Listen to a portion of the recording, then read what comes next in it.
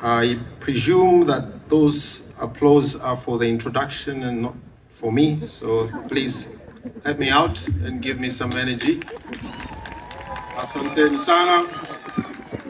Our host, Excellency Michael Bato, Ambassador of the United States of America to United Republic of Tanzania, Excellencies, Ambassadors and High Commissioners, and all our distinguished guests and friends who are here. The news that Sugu was here gave me, and he'll perform, put me in a lose-lose situation, because if I wanted him to perform before I speak, but then I figured nobody would remember my speech.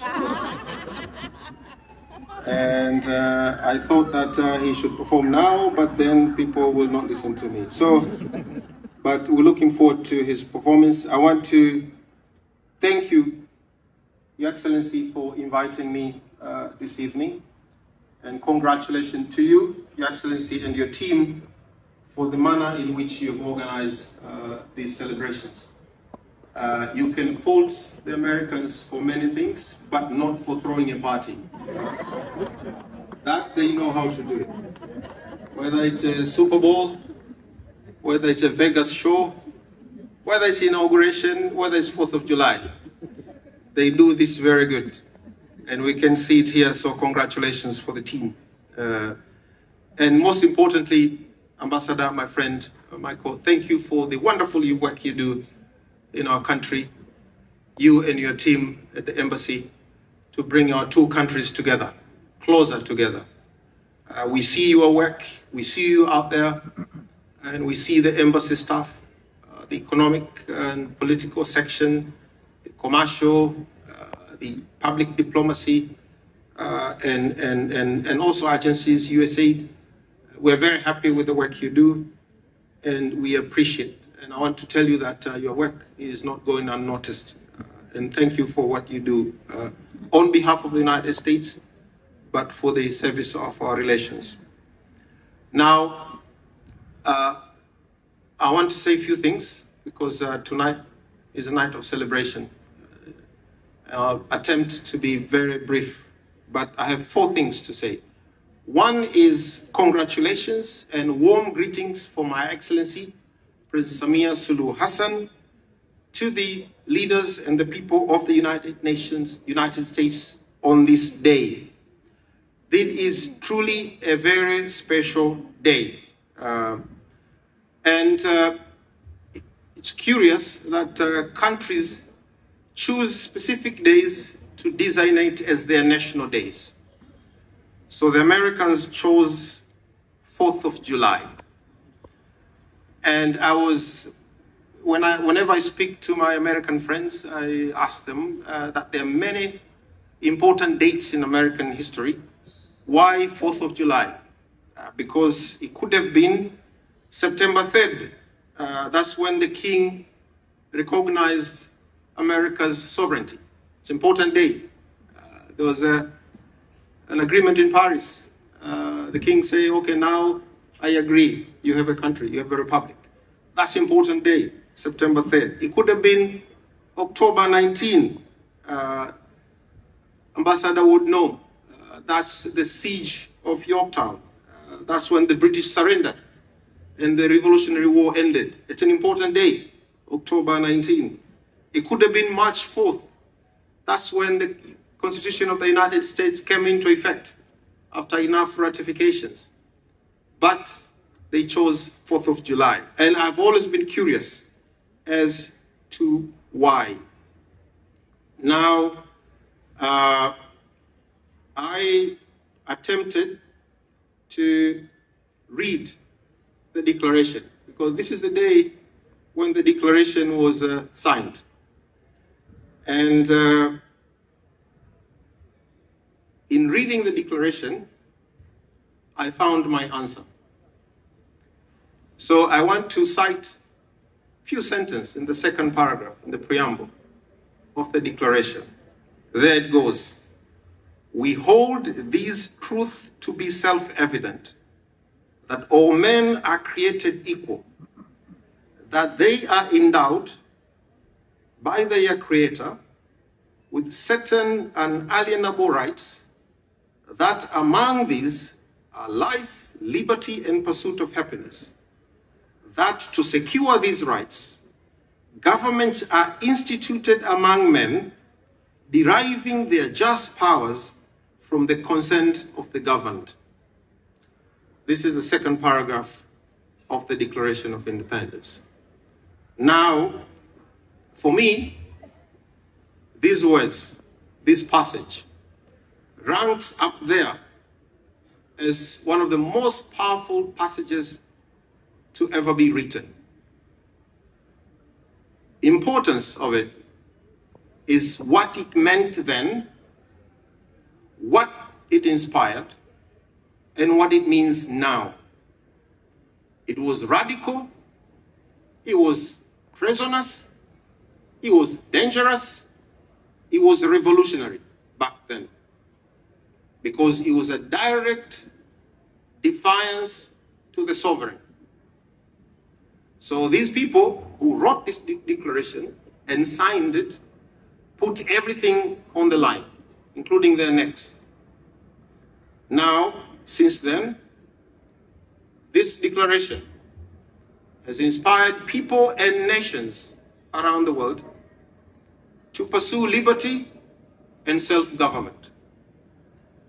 For me, I believe what the declaration did and the historical importance and the inspiration that it had on people and nations deserve to be chosen as a special day to remember, as a national day for the United States.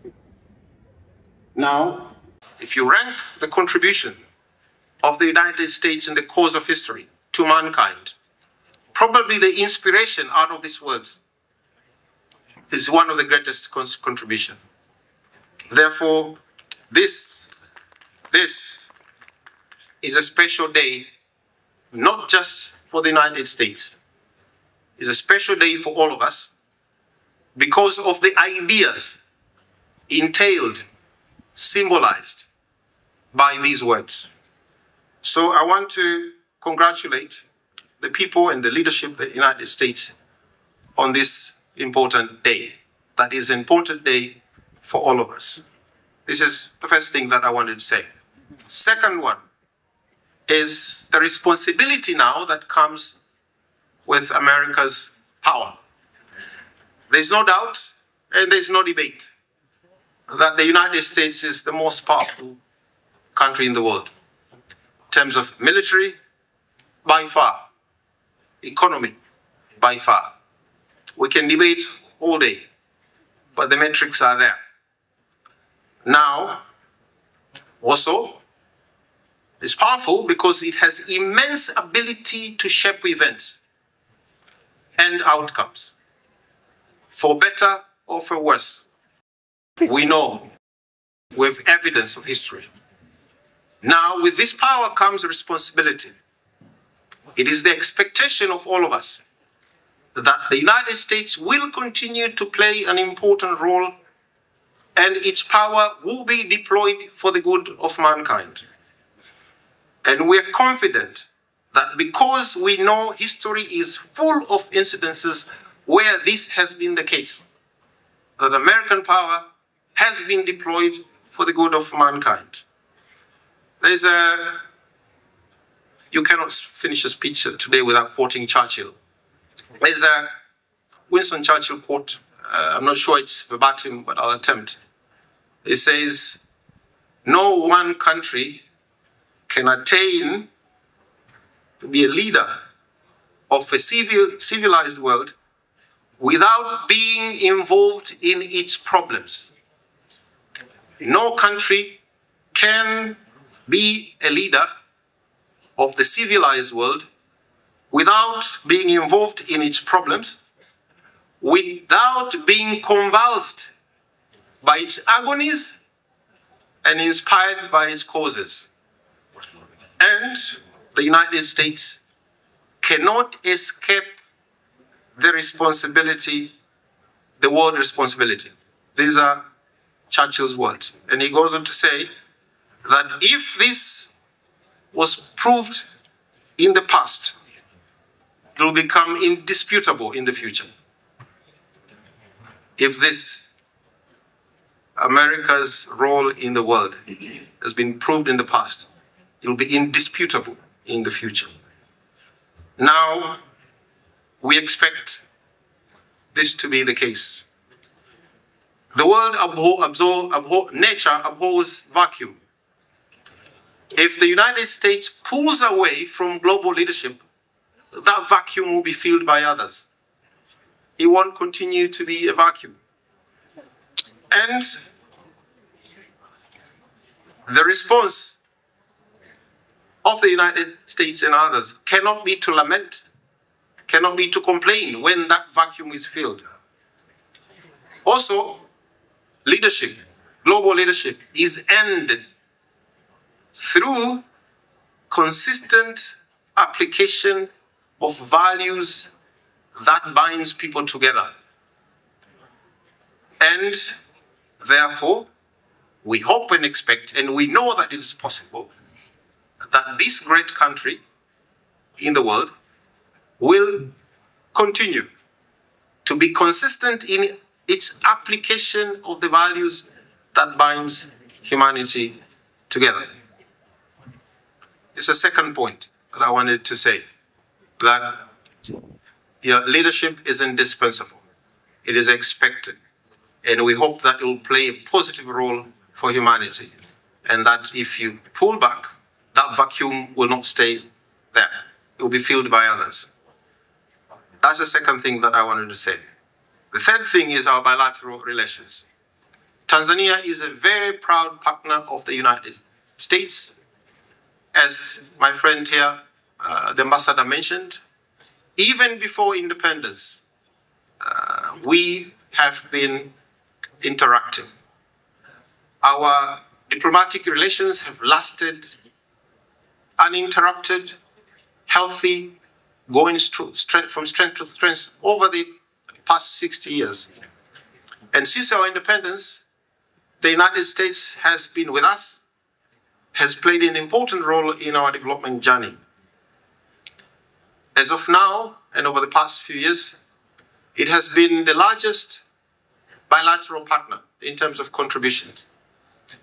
Almost every America's development program is here in Tanzania, whether it's PEPFAR, whether it's PMI, whether it's Feed the Future, whether it's Power Africa, and so forth, and so forth. We are grateful for the generosity of American people.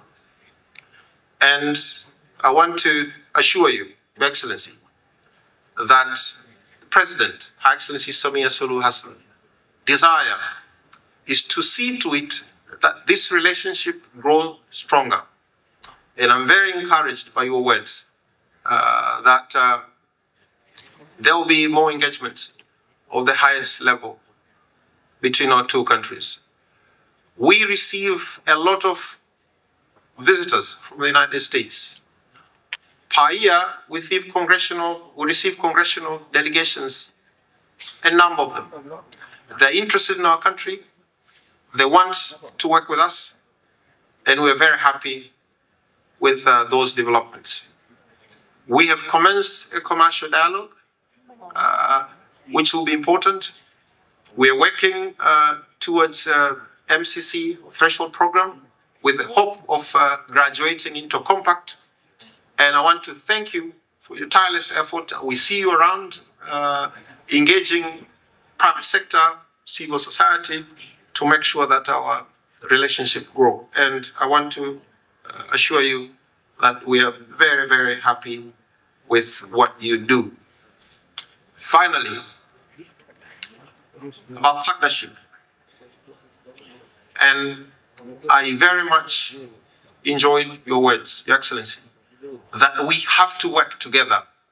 We have to stand together.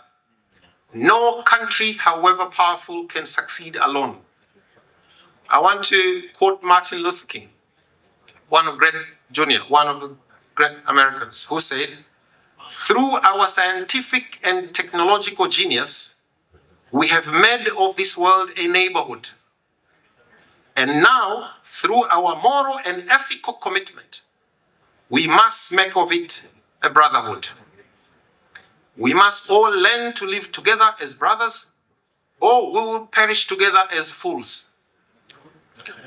Now, this is an ethical orientation, but also there's a pragmatic orientation that the current challenges requires partnership.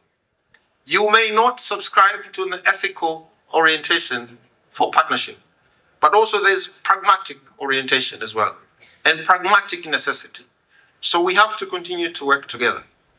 We observe with concern, we in Tanzania, that in many a country, a sure way to succeed in politics and to win vote is to promise insular outlook, is to be tough for those seeking asylum, is to push people away. This is extremely worrying. It's almost fashionable now, and it's a source of pride for political leaders in countries that we see as partners to seem tough, look tough, talk tough on people visiting their countries. It's unfortunate that exchanges are seen as a disease, that immigrants, their treatment, either stop the boat or build the wall. We want to say that in the current day and age, where working together, moving between our countries is almost a necessity, this is not a good thing. And we hope that the work that diplomats do will be productive in changing the outlook in our countries, where brotherhood, working together, exchanges will be seen as a positive thing. Now, let me conclude by going back to the Declaration of Independence. So, while the preamble, as I read, of the Declaration is one that is often cited, but the Declaration is full of grievances.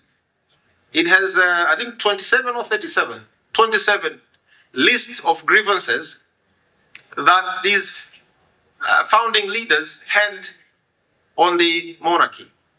You know, that he doesn't do this, he did that, we're not happy. 27 grievances. And before, if you read the Declaration, a sentence before the listing of the grievance say this: let the facts, meaning the grievances, be submitted. This is a sentence before the listing of the grievances in the Declaration of Independence. This is what it says: let the facts be submitted to a candid world. The word that is to a candid world. And they start listing the grievances. This is 1776. The founding fathers of the United States, in listing their grievances, they were appealing to the international community. Let these facts be submitted to a candid world. The key word there is candid. It means just, unbiased, listening, caring, non-prejudicial. So, we still have the same challenge, where when humanity appeal to the international community to work together for a resolution of the challenges, the ear must be lent. If these people, when they were declaring desire to be independence and for self-government, felt a necessity to appeal to a candid world, it must follow that a powerful country like the United States or European Union must be a candid world when countries such as ours appeal to you. This one point I wanted to make. Last one. There's never a perfect country. Ours is not. The United States is not. The key thing is, and they have a saying in the United States, that they are still working for a more perfect union. Just as Tanzania, we're also working for a more perfect union. The key thing is that there is progress toward a more perfect union, towards a just, fair, and equitable world. And we rely on partnership with countries such as yours to get there. I want to thank you for your attention.